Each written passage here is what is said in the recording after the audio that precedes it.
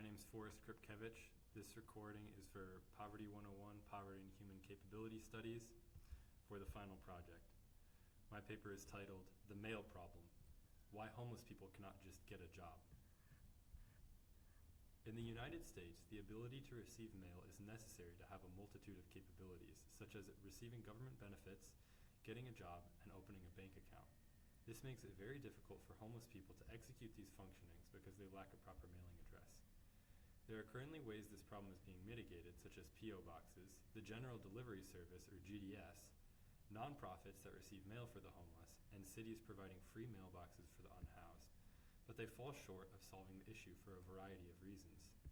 The Western Center on Law and Poverty, or WCLP, poses solutions to mail inequities, all of which would produce net aggregate good for society.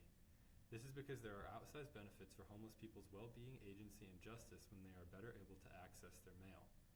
Solving the homeless mail crisis through strategies proposed by the Western Center on Law and Poverty and or by providing local P.O. boxes to the homeless is morally required.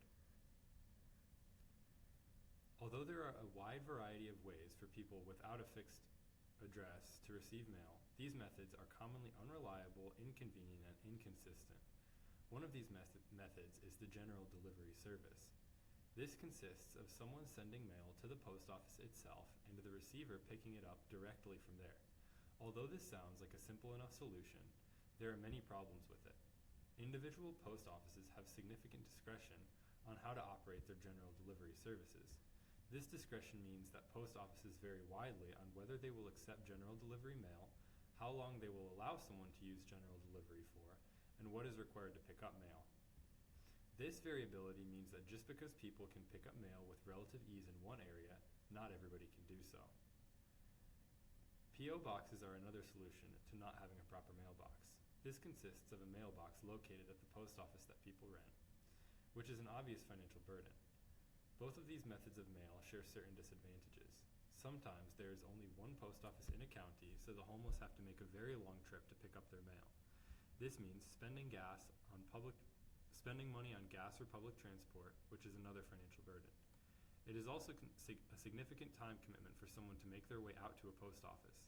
Due to the nature of the benefit system, having to travel a long distance to access postal services creates hardship for reasons other than the cost of travel or the distance itself.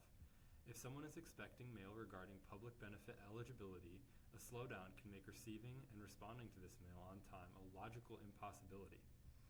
This problem is created because of the time-consuming, expensive nature of getting to post offices combined with the short time frame in which people are required to respond to public benefits mail. Similar transportation issues exist with another method, picking up mail from a county office. Some county offices will collect and hold mail related to public benefits. Finally, nonprofits and shelters sometimes provide mail services to the homeless, but there is often conflict between the charities and the recipients if something goes wrong.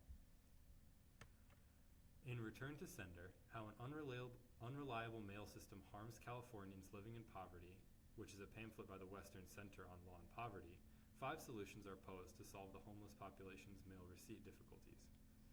The first solution would be giving homeless people multiple options on how to receive mail, like receiving it at a county office, via general delivery, or via email.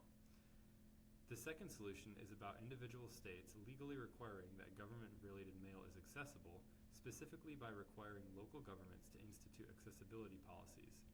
The third solution is extending the time frame in which people have to respond to public benefit notices. This would remediate the issue of mail slowdown and remove barriers created by the time-consuming nature of getting to post offices to receive mail. The fourth method is counties improving their communication with people who are getting public aid. The fifth solution that is posed is increasing the consistency of the general delivery service so that it is available indefinitely and at more than one post office within each county.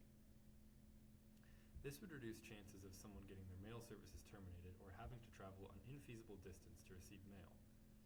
A final solution that is not proposed in the WCLP's pamphlet is free local mailboxes installed by cities for poor people that would function just as P.O. boxes do. According to CBS New York, the city of Passaic, New Jersey has built mailboxes in a building designed to supply various services to the poor. Receiving mail is imperative to poor people having a variety of capabilities. According to the WCLP, mail services can have a significant impact on people's ability to access and maintain government services. Government services are critical to homeless people because they face hardships more often than people who have adequate housing.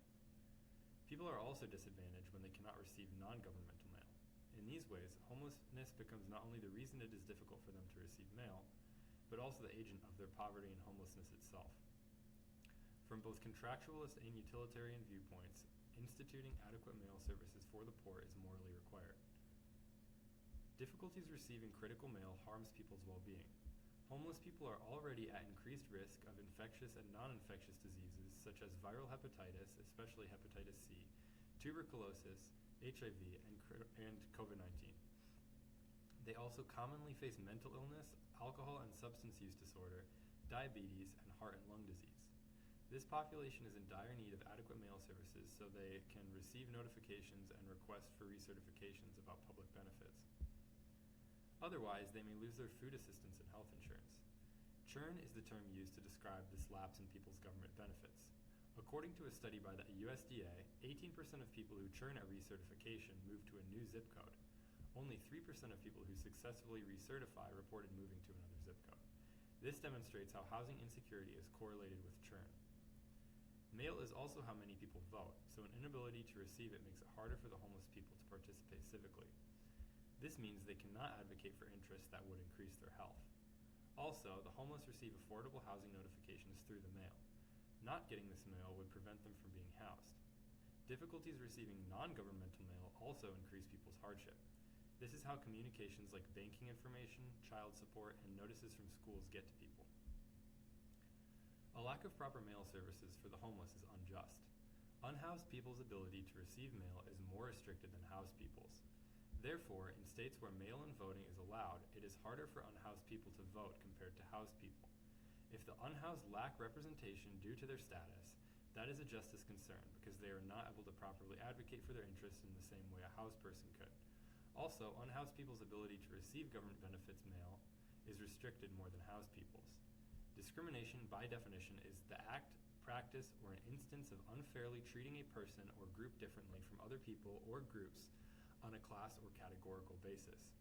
Because homeless people constitute a category as well as a class of people, and their inadequate ability to receive mail is unfair, they are being discriminated against. Discrimination is unjust, so the lack of an efficacious mail receipt system is an infringement on the justice of the homeless. According to endofhomelessness.org, homelessness disproportionately impacts people of color. It is a racial justice issue. The fact that homeless people are disproportionately BIPOC also constitutes a justice concern in relation to mailing because they have a harder time getting the services they need due to their skin color, a category. Homeless people see decreased agency as a result of their inadequate ability to receive mail. In the difficulties with mail receipt section, it was determined that the hardships of getting mail without a proper mailing address created financial and time burdens. When time and money have to be used in order to get mail, they cannot be used towards doing other things. Also, people are limited in receiving government benefits as the result of trouble getting mail. Mail that would allow people to get housing and renew Social Security is missed or replied to late due to a flawed mail system. This constitutes a restriction on agency because capabilities are being decreased. Flaws in the mail delivery system are a systemic problem for the homeless. Mail services increase well-being, agency, and justice, while the lack of them decreases these qualities in people's lives. Mail services open doors that are a way out of homelessness and poverty, such as government programs like SNAP and affordable housing. When people cannot receive mail because they are homeless, they are kept out of housing. As with many ethics scenarios that involve public benefits, a main objection in a contractualist framework comes from taxpayers, who are the origin of funds. The objection is a restriction of agency and well-being due to having less money. While it would be difficult to index the cost of implementing some or all of the strategies that the Western Center on Law and Poverty lays out, as well as the cost of providing the unhoused with free mailboxes, implementation would surely not be awfully expensive. Some strategies are mostly logistical, such as allowing people more time to respond to benefits mail. Other methods, such as allowing people to access benefits mail online and installing computers in post offices, as well as mandating that the GDS be available at multiple post offices per county, would be relatively inexpensive compared to other programs. free local mailboxes for the unhoused may come at a certain cost to taxpayers. From both a contractualist and a utilitarian standpoint, the institution of the WCLP's plans are morally required. Homeless people have compelling well-being, agency, and justice-related objections to the way the current mail system fails to serve them. Taxpayers' objection to slightly increased taxes to cover the costs of equitable mail services are weak because these taxes would have minimal implications, if any, for their well-being or agency.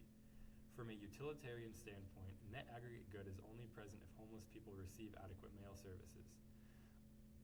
Allowing hundreds of thousands of homeless people to receive mail, the service that allows many to get basic necessities like food and housing and is a prerequisite to getting a job and a bank account, will entail far more good in society than relatively affluent people having marginally more discretionary income.